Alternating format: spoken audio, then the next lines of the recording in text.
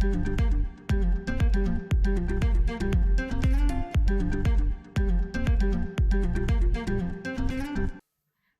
tout le monde et bienvenue sur ma chaîne. Aujourd'hui on se retrouve pour faire le bilan de mes lectures de 2019. En 2019, je me suis fixé l'objectif de lire 12 livres.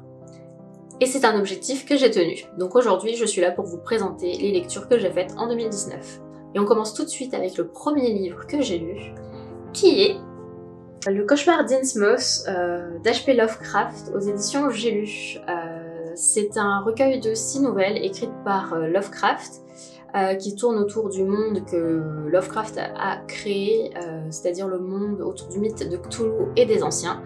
On retrouve dans ces différentes nouvelles toute l'essence même de ces histoires, donc du glauque, de l'humide, mais de l'humide froid, vous voyez, de l'humide de souterrains qui ont baigné dans l'eau pendant quelques années. Voilà. Personnellement, c'est une atmosphère que j'aime énormément parce que je trouve que ça enrichit l'histoire, ça rend vraiment... ça fait rentrer les gens dans l'histoire. Après, c'est pas le cas de tout le monde, je peux comprendre. Mais moi, c'est un type de lecture que j'aime beaucoup et que je vous conseille de lire si vous aimez un peu le fantastique et le gothique. J'ai ensuite lu Cool Pa Fuck d'Olivia Moore aux éditions Fleuve. C'était mon cadeau de Noël 2018 de la part de ma petite sœur. Et franchement, c'est un très bon cadeau de Noël. C'est un livre de développement personnel. J'ai commencé à m'y intéresser en 2018 justement.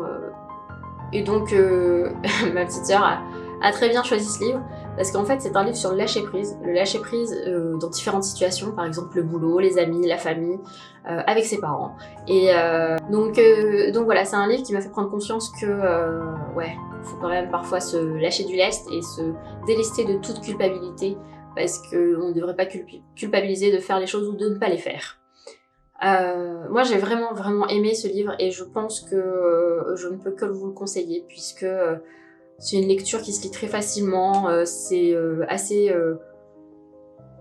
Il y a une petite pointe d'humour qui est plutôt cool et franchement à lire.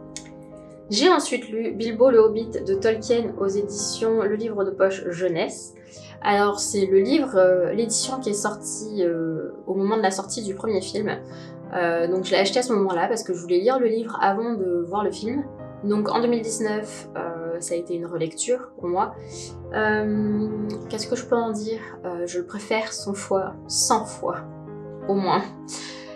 Au film, c'est un livre que je trouve beaucoup plus rythmé, beaucoup plus rapide que les films, parce que je trouve que dans les films c'est vraiment long, il y a des moments où il se passe rien en fait.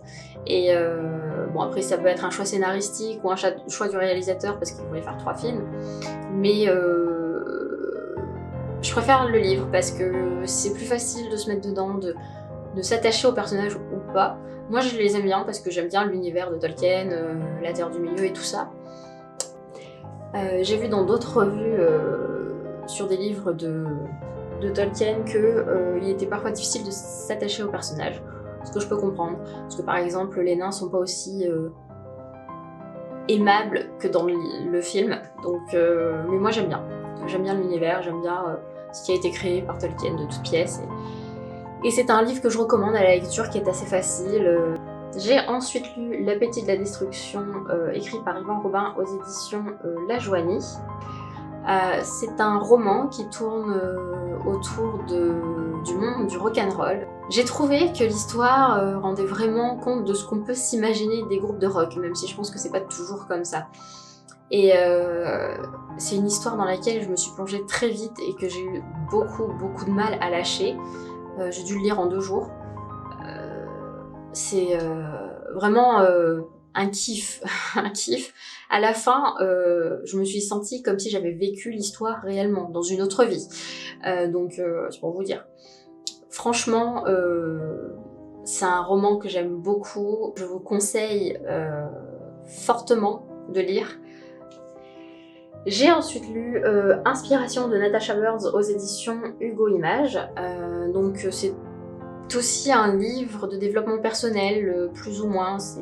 Moi je trouve que c'est aussi un livre, comme moi j'appellerais un beau livre, un livre qu'on peut mettre dans sa bibliothèque et se dire que de temps en temps on va le feuilleter pour avoir de l'inspiration justement, et de développement personnel parce que même si c'est autobiographique, parce qu'elle parle d'elle, de sa façon de voir l'inspiration, ça peut nous aider à développer notre propre inspiration, à nous dire ouais ben tiens tu vois là c'est bon, je peux faire ça. Puis même les moments où on n'a pas d'inspiration, on peut toujours en trouver un petit peu quelque part. Et franchement il est très bien écrit, il y a de très très belles images dedans. En même temps Natasha Bird, les images, si vous ne la suivez pas sur Instagram, mais allez-y, et si vous ne la suivez pas sur YouTube, mais allez-y, foncez. Franchement ces vidéos sont d'une qualité au top. Ses comptes Instagram sont top, donc franchement foncez, lisez le livre aussi, il est vraiment bien. J'adore l'univers de Natasha Bird, elle est tellement inspirante et tellement waouh, moi je kiffe.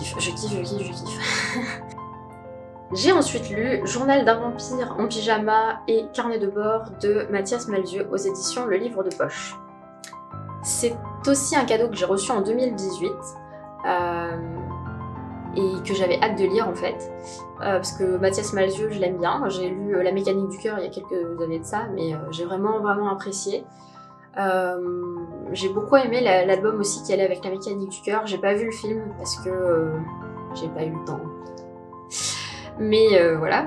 Et alors, je m'étais fait une image du livre à partir du titre qui n'est pas du tout l'histoire qu'il y a dans le livre. Donc c'est une autobiographie de Mathias Malzieu, à l'époque où il était malade et où il a fait plusieurs séjours à l'hôpital. Donc c'est très touchant, c'est parfois un peu douloureux parce que pour ceux qui ont déjà vécu des gens qui ont déjà vécu avec des gens qui ont été malades, qui ont été hospitalisés, etc.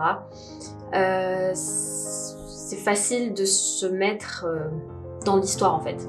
Et franchement, c'est vraiment très beau. Et Carnet de bord, ça résulte un peu de la promesse qui s'est faite pendant ses séjours à l'hôpital de faire l'Islande en skateboard. Et du coup, on suit ce périple en Islande en skateboard et c'est vraiment top. Donc j'ai beaucoup aimé. Franchement, c'était une histoire très touchante. J'ai ensuite lu Ma meilleure amie s'est faite embrigader par Dounia Bouzard aux éditions de La Martinière. Alors ce livre, l'histoire est bien, franchement. L'histoire est bien.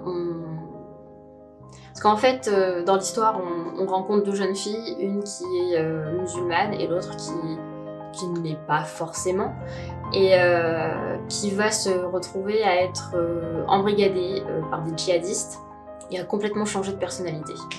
Et en fait, on rentre dans cette histoire et on comprend mieux comment s'y prennent les djihadistes pour recruter leurs soldats entre guillemets en France ou dans d'autres pays, hein, via les réseaux sociaux, etc. Et donc l'histoire est vraiment touchante et vraiment ça donne un point de vue qu'on ne connaît pas. Mais je n'ai pas aimé le format du livre, puisque on a un chapitre, c'est l'une des filles, et l'autre chapitre, c'est l'autre fille. Et j'aime pas cette alternance de chapitres. Je trouve pas ça... En fait, c'est pas forcément simple à suivre.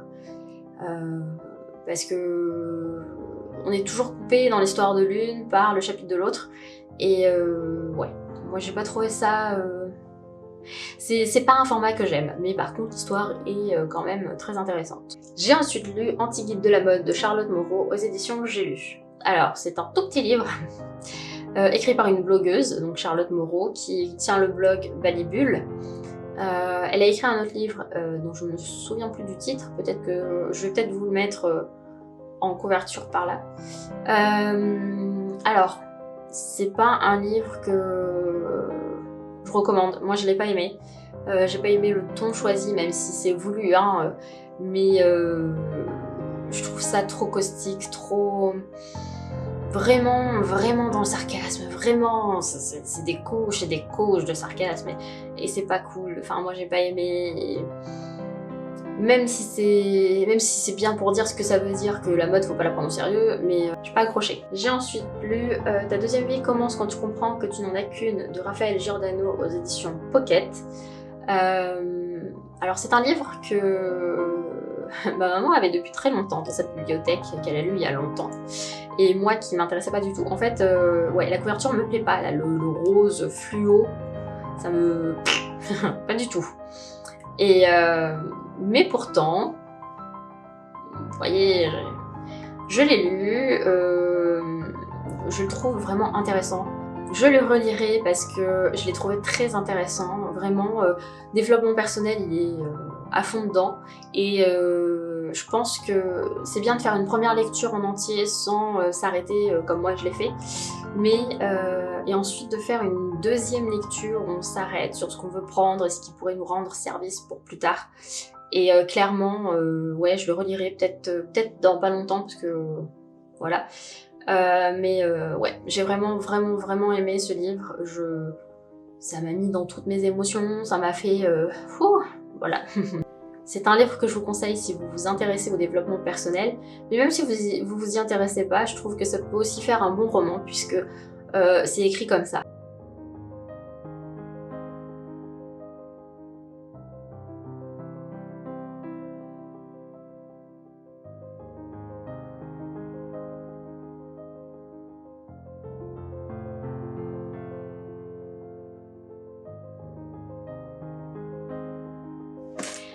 Et enfin, pour terminer l'année, j'ai lu les 3 premiers tomes de Harry Potter aux éditions Folio Junior. Il y a 7 bouquins et 8 films qui sont sortis à la suite des livres. Et pour moi, c'est toute mon enfance et toute mon adolescence. Le dernier roman est sorti, j'étais au lycée, en première, je crois. Ça remonte, hein. Et franchement, en fait, j'avais pas relu les livres depuis cette époque-là, puisque je les ai lus au fur et à mesure que les livres sortaient, et puis que les films sortaient aussi, j'ai vu les films. Mais les films, j'ai plus de facilité à les revoir plusieurs fois, parce que, en fait, à force de les voir, on n'a plus besoin de s'investir autant, on connaît beaucoup les choses qui vont se passer et tout. Et en fait, là, l'année dernière, je me suis dit que ce serait bien que je relise les bouquins. Et du coup, j'ai emprunté ceux à ma sœur.